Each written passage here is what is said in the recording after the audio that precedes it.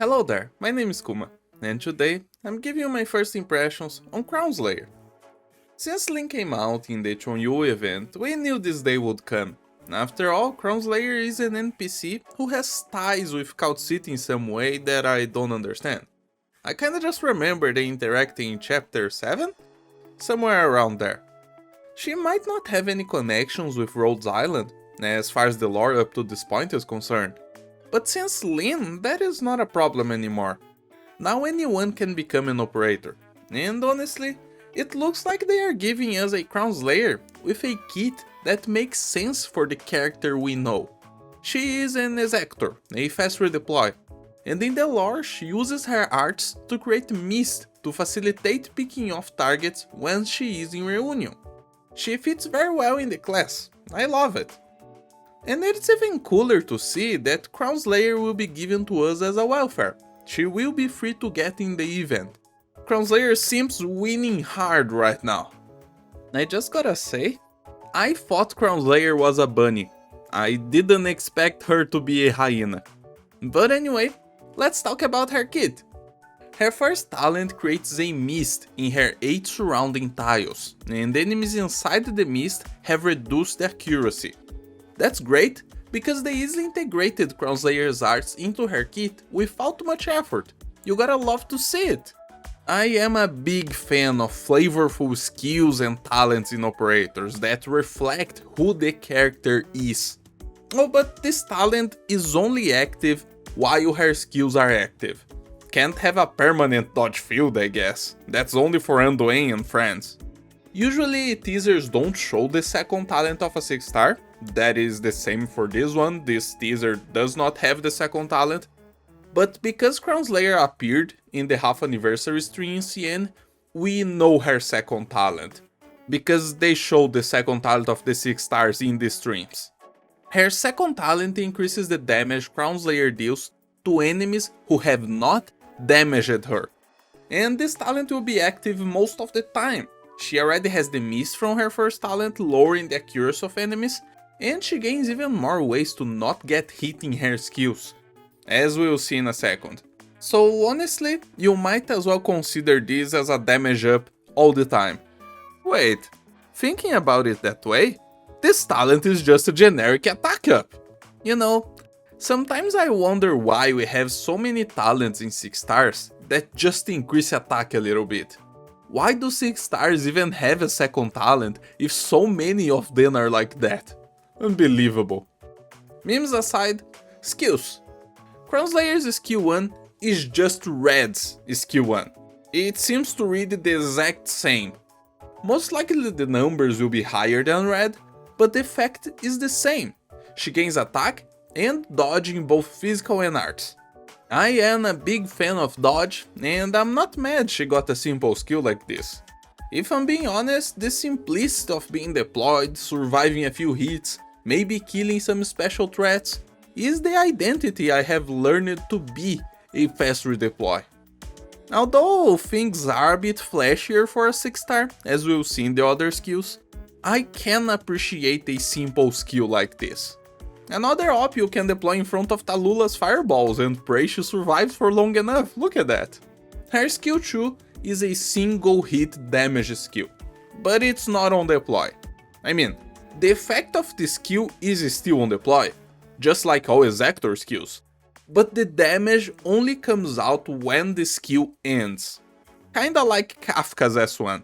While this skill is active, she stops attacking and increases the effect of her first talent, the minus accuracy effect, and she lowers her own aggro as well.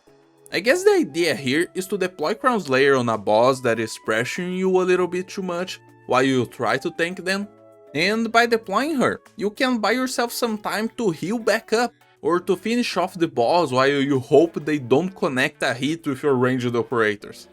I can totally see why you would want something like this.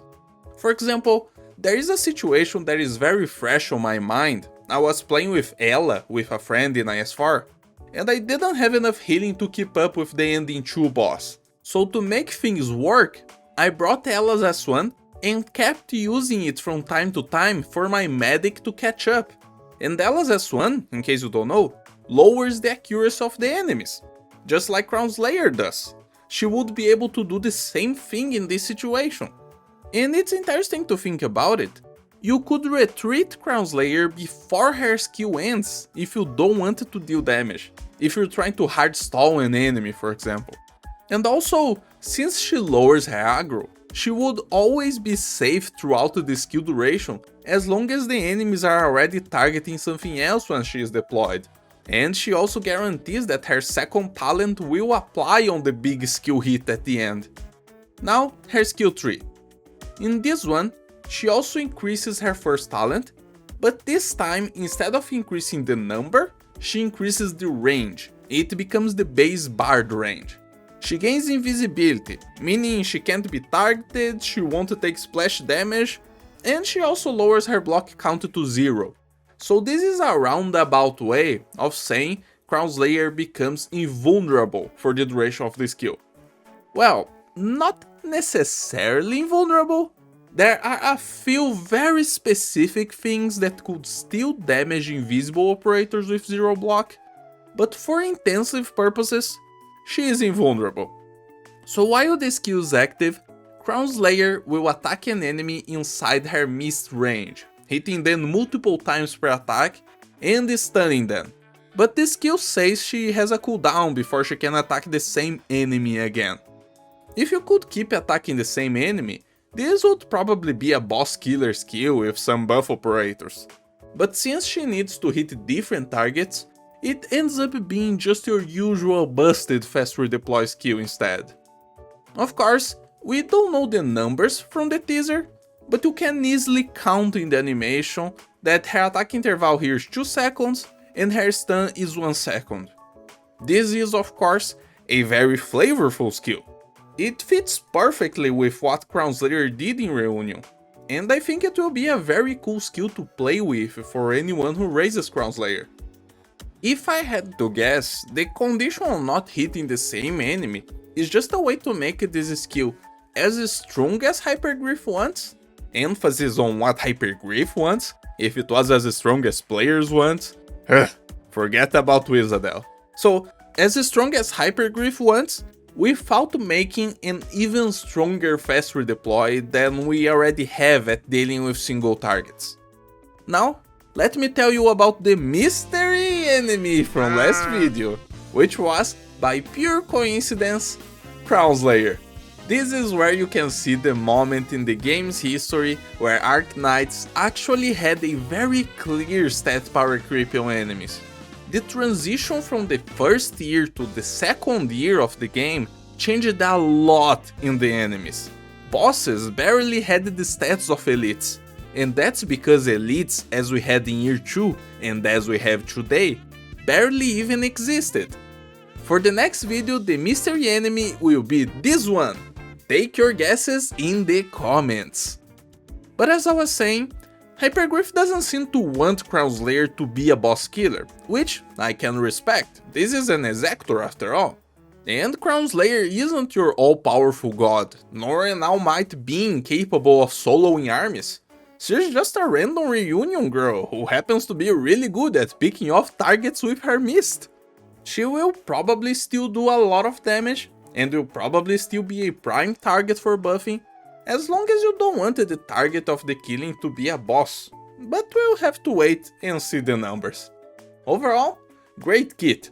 I am happy with how Crownslayer turned out. But what do you think about her? You can tell me in the comments. And don't forget to like the video. I hope everyone has a very nice day. Peace out.